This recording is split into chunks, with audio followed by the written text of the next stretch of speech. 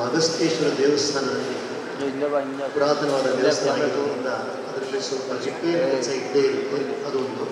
ಆಮೇಲೆ ಅದಕ್ಕೆ ಶುದ್ಧವಾದ ಪೇಂಟ್ ಮಾಡಬೇಕಾಗಿರೋ ಕೆಲಸ, ಅದು ಮಾಡಿದ ನಂತರವೇ ನಾವು ಗಣಪತಿ ಹೋಮ ಮಾಡಬೇಕು. ಅಲ್ಲಿ ಗರುಡು ಗಂಬನೋ ಅದಿದ್ದರೆ ಸ್ವಲ್ಪ ಅದೊಂದು ರಿಪೇರ್ ಮಾಡೋ ಸ್ಥಿತಿಯಲ್ಲಿದೆ, ಅದನ್ನು ನೋಡಿಕೊಂಡು ಶುದ್ಧಪಡಿಸಿ. ಅಗಸ್ತ್ಯೇಶ್ವರ ದೇವಸ್ಥಾನ ಪ್ರಧಾನ.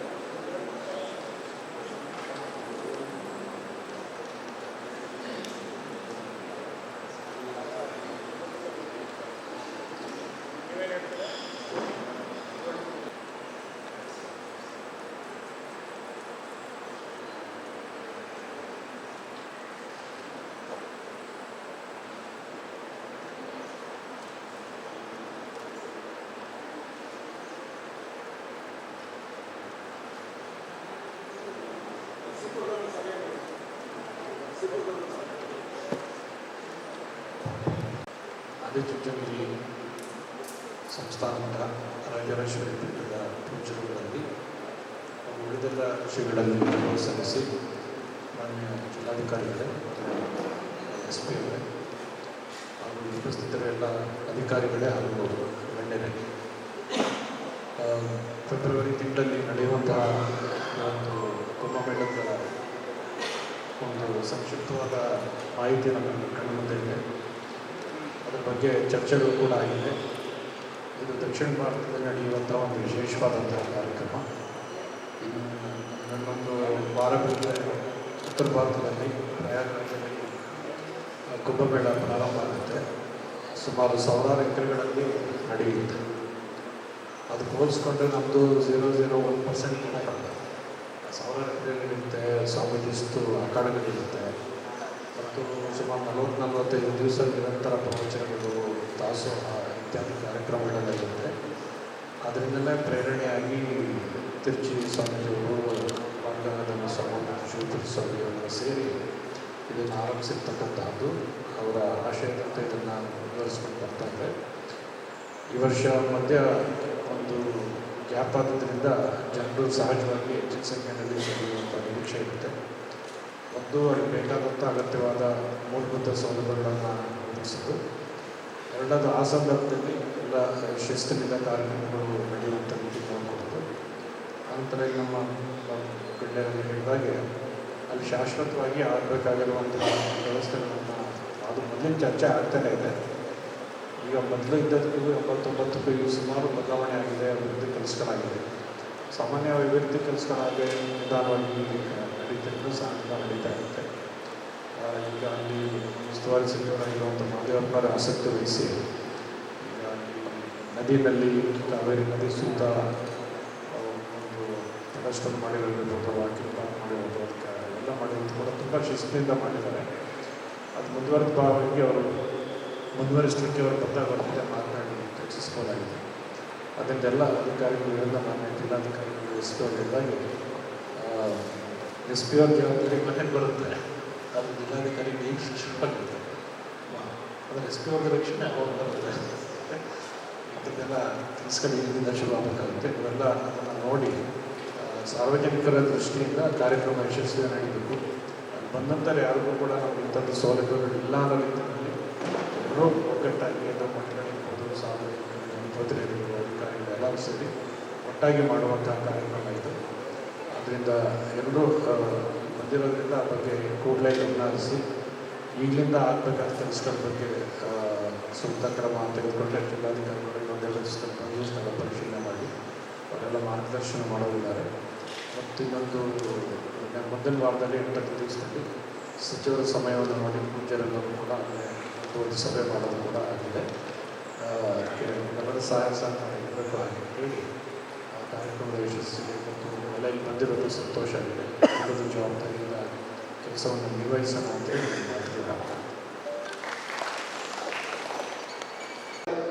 ಹೋಮ ಪೂಜಾ ಕಾರ್ಯಕ್ರಮವನ್ನು ಹಾಗೆ 12ನೇ ಮತ್ತೆ ಜಗದ್ಗುರು ಶಿವರಾತ್ರಿ ದೇಶಿಕೇಂದ್ರ ಮಹಾಸ್ವಾಮಿಗಳವರು ಆ ಪ್ರವಾಸದ ಕಾರ್ಯಕ್ರಮದ ಎಲ್ಲ ಪ್ರೊಸೆಷನ್ ಎಲ್ಲ ಧಾರ್ಮಿಕ ಸಂತರನ್ನು ಕರೆದುಕೊಂಡು ಆ ಪ್ರೊಸೆಷನ್ ಮಾಡೋದು, ಅನ್ನಸಂತರ್ಪಣೆ ಮಾಡೋದು, ಇದೆಲ್ಲವನ್ನು ಕೂಡ ಶ್ರೀಮಠ ವಹಿಸ್ಕೊಂಡಿದೆ. ಹಾಗೆ ಆದಿಚುಂಚನ ಮಹಾಸಂಸ್ಥಾನ ಮಠದ ವತಿಯಿಂದ ಈ ಬಂದಂಥ ಭಕ್ತರಿಗೆ ಅನ್ನಸಂತರ್ಪಣೆಯನ್ನು ಮಾಡೋದ್ರ ಜೊತೆಗೆ ವೇದಿಕೆಯಲ್ಲಿ ಆ ಕಾರ್ಯಕ್ರಮವನ್ನು ನಡೆಸ್ಕೊಡೋದ್ರ ಜೊತೆಗೆ ಹೀಗೆ ಒಂದೊಂದು ಕಾರ್ಯಕ್ರಮವನ್ನು ಒಂದೊಂದು ಮಠಗಳು ವಹಿಸ್ಕೊಂಡಿದ್ದಾರೆ. ಈ ಕಾರ್ಯಕ್ರಮಕ್ಕೆ ಎಲ್ಲ ನಮ್ಮ ಮಠಾಧೀಶರು ಕೂಡ ಆಗಮಿಸಿ ಎಲ್ಲರನ್ನು ಕೂಡ ಆಶೀರ್ವಾದ ಮಾಡಿದ್ದಾರೆ. ಇದು ಪ್ರತಿ 3 ದಿವಸಗಳು ನಡೆಯುವಂಥ ಕಾರ್ಯಕ್ರಮ ಇದಾಗಿದೆ. ಎಲ್ಲರಿಗೂ ನಮಸ್ಕಾರ.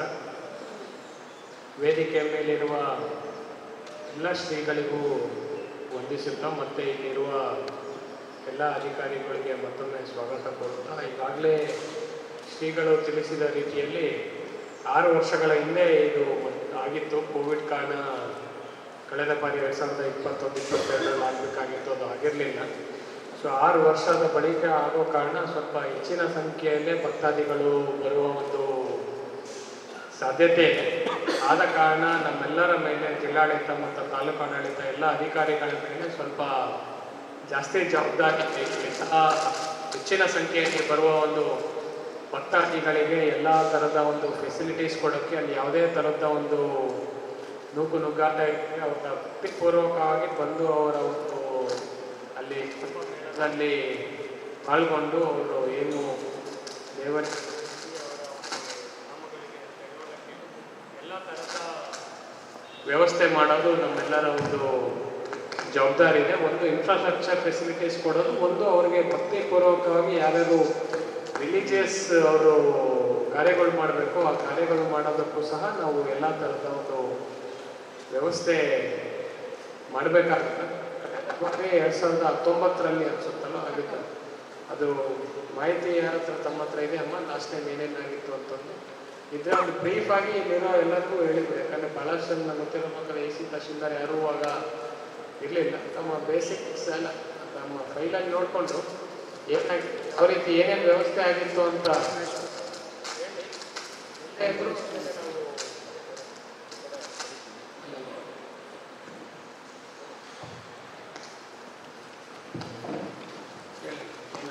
ಎಲ್ಲ ಶ್ರೀಗಳಿಗೆ ನಮಸ್ಕರಿಸುತ್ತಾ ಎಲ್ಲ ಅಧಿಕಾರಿ ಮಿತ್ರರಿಗೆ ಶುಭ ಮುಂಜಾನೆ. ಈಗಾಗಲೇ ಶ್ರೀಗಳು 3 ದಿವಸದ ಈ ಒಂದು ಕುಂಭಮೇಳದಲ್ಲಿ ಏನೆಲ್ಲ ನಡೀತದೆ ಅಂತ ಹೇಳ್ತಿದ್ದಾರೆ. 2019ರಲ್ಲಿ ಕಳೆದ ಬಾರಿ ನಡೆದಕ್ಕೂ ಪ್ರಸ್ತುತ ಈ ವರ್ಷದಲ್ಲಿ ಪ್ರಸಕ್ತ ಸಾಲಿನಲ್ಲಿ ಅನುಗುಣವಾಗಿ ಜನಸಂಖ್ಯೆ, ವಾಹನ ದಟ್ಟಣೆ ಇದೆಲ್ಲ ಹೆಚ್ಚಾಗಿರೋದ್ರಿಂದ ಈಗಿನ ಸದ್ಯದ ಪರಿಸ್ಥಿತಿಗೆ ಅನುಗುಣವಾಗಿ ನಾವು ಬಂದೋಬಸ್ತ್ ಸ್ಕೀಮ್ ರೆಡಿ ಮಾಡ್ಕೊಳ್ತೇವೆ. ಬಹುಶಃ ಇದು ಮೋಸ್ಟ್ ಆಫ್ ಟ್ರಾಫಿಕ್ ರೆಗ್ಯುಲೇಷನ್ ಇರೋದ್ರಿಂದ ಮೋಸ್ಟ್ಲಿ ಅದು ತುಂಬ ಇಂಪಾರ್ಟೆಂಟ್ ಇರುತ್ತೆ. ಯಾಕಂದರೆ ಸುಮಾರು ಜನ ಫುಟ್ಫಾಲ್ಸ್ ಜಾಸ್ತಿ ಇರುತ್ತೆ, ಸುಮಾರು ಭಕ್ತಾದಿಗಳು ಬರ್ತಾರೆ, ಶ್ರೀಗಳು ಬರೋದ್ರಿಂದ ಮುಖ್ಯವಾಗಿ ಟ್ರಾಫಿಕ್ ಮ್ಯಾನೇಜ್ಮೆಂಟ್ ಮತ್ತು ಎಲೆಂಡೋ ಮ್ಯಾನೇಜ್ಮೆಂಟ್ ಇರುತ್ತೆ. ಈ ನಿಟ್ಟಿನಲ್ಲಿ ಒಂದು ಸತಿ ಸ್ಪಾಟ್ ವಿಸಿಟ್ ಮಾಡಿ ನಮ್ಮ ಅಧಿಕಾರಿ ಮಿತ್ರಗಳು ನಾವು ಒಂದು ಚರ್ಚೆ ನಡೆಸಿ ಈ ಹಿಂದೆ ನಡೆದಂಥ ಬಂದೋಬಸ್ತ್ ಸ್ಕೀಮ್ನ ಪ್ರಸ್ತುತ ಸಾಲಿನಲ್ಲಿದ್ದಂಥ ಪರಿಸ್ಥಿತಿಗೆ ಅನುಗುಣವಾಗಿ ಬಂದೋಬಸ್ತ್ ಮಾಡ್ಕೊತೀರ ಅಂತ ತಿಳಿಸ್ತೀನಿ ಶ್ರೀಗಳಿಗೆ. ಇದು ಹೊರತುಪಡಿಸಿ ಏನಾದರೂ ಸಜೆಷನ್ಸ್ಗಳಿದೆ ಅದನ್ನು ಕೂಡ ನಾವು ಜಿಲ್ಲಾಡಳಿತವರು ಕೂತ್ಕೊಂಡು ಈ ಒಂದು 3 ದಿನದ ಕಾರ್ಯಕ್ರಮ ಯಶಸ್ವಿ ಮಾಡೋಕ್ಕೆ ನಾವು ಪ್ರಯತ್ನಿಸ್ತೀವಿ.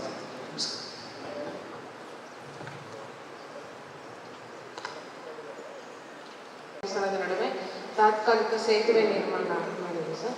ಆಮೇಲೆ ಅಗಸ್ತೇಶ್ವರ ಮತ್ತು ಗುಂಜಾಳ ನರಸಿಂಹಸ್ವಾಮಿ ದೇವಸ್ಥಾನದ ಹತ್ರ ಕಪಿಲ ಹಾಗೂ ಕಾವೇರಿ ನದಿ ದಡದಲ್ಲಿ ಶಾಶ್ವತ ಸೋಪಾನ ಕಟ್ಟಗಳ ನಿರ್ಮಾಣ ಮತ್ತು ನದಿಯಲ್ಲಿರುವ ಗಿಡಗಂಟೆಗಳನ್ನು ಸ್ವಚ್ಛಗೊಳಿಸೋದು, ನದಿಯಲ್ಲಿ ಸುರಕ್ಷತಾ ದೃಷ್ಟಿಯಿಂದ ಬ್ಯಾರಿಕೇಡಿಂಗ್ ನಿರ್ಮಿಸಿ ನೈಲಾನ್ ನೆಟ್ ಅಳವಡಿಸುವುದು, ತ್ರಿವೇಣಿ ಸಂಗಮದಲ್ಲಿ ಮಠಾಧಿಪತಿಗಳು ಹಾಗೂ ಭಕ್ತಾದಿಗಳ ವಾಸ್ತವ್ಯಕ್ಕಾಗಿ ತಾತ್ಕಾಲಿಕ ಕುಟೀರ ನಿರ್ಮಾಣ, ಧಾರ್ಮಿಕ ಕಾರ್ಯಕ್ರಮ ಕಚೇರಿಗಳು, ಹೋಮ ಹವನ ಮತ್ತು ವೈದಿಕ ಕಾರ್ಯಕ್ರಮಗಳನ್ನು ನಡೆಸಲು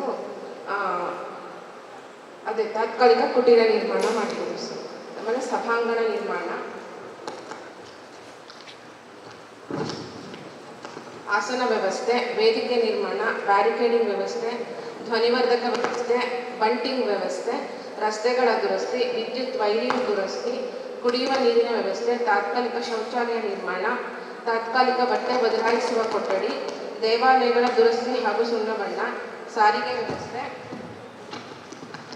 ಮೈಸೂರಿನಿಂದ ಟಿ ನರಸೀಪುರಕ್ಕೆ ಸಾಗುವ ರಾಷ್ಟ್ರೀಯ ಹೆದ್ದಾರಿಯನ್ನು ದುರಸ್ತಿಪಡಿಸೋದು, ಪ್ರಚಾರ ವ್ಯವಸ್ಥೆ, ದೂರದರ್ಶನದಲ್ಲಿ ನೇರ ಪ್ರಸಾರ, ಸಾಂಸ್ಕೃತಿಕ ಕಾರ್ಯಕ್ರಮಗಳು, ಪೊಲೀಸ್ ಬಂದೋಬಸ್ತ್ ಮತ್ತು ಸಂಚಾರ ನಿಯಂತ್ರಣ, ಆರೋಗ್ಯ ಮತ್ತು ನೈರ್ಮಲ್ಯೀಕರಣ ವ್ಯವಸ್ಥೆ, ಕುಂಭಮೇಳ ನಡೆಯುವ ಪ್ರದೇಶದಲ್ಲಿ ನಿರಂತರ ವಿದ್ಯುತ್ ಸರಬರಾಜು ವ್ಯವಸ್ಥೆ, ರಥಗಳ ದುರಸ್ತಿ, ನುರಿತ ಈಜುಗಾರರ ನೇಮಕ, ಪ್ರಿಂಟಿಂಗ್ ಮತ್ತು ಫೋಟೋ ವಿಡಿಯೋ ಇತ್ಯಾದಿ, ಪುರಸಭೆ ವ್ಯಾಪ್ತಿಯಲ್ಲಿ ಸ್ವಚ್ಛತೆ, ಬೀದಿ ದೀಪಗಳ ದುರಸ್ತಿ.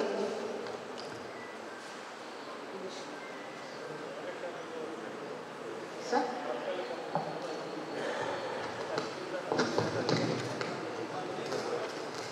ನರಸೀಪುರದಿಂದ ಒಂದು